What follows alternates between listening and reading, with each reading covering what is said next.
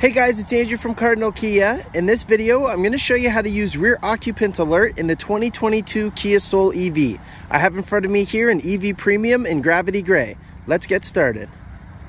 Okay, so to start us off, we're going to head into the instrument panel to view our settings. So we're going to use the menu or the trip button on the left here, the up and down and OK to cycle through the menus.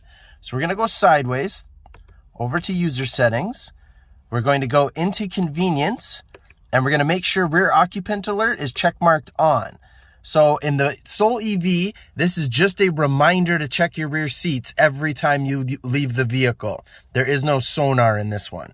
So if I turn the vehicle off and I go to open the door and leave, it's going to ping on there just to remind me to check my rear seats. If you didn't want the reminder, we would just go in,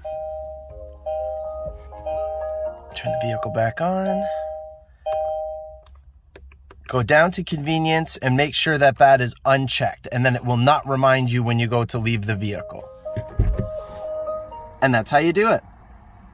Thank you very much for watching, guys. Please make sure you hit that like button and that you subscribe and select the notification bell to stay up to date with all of our videos.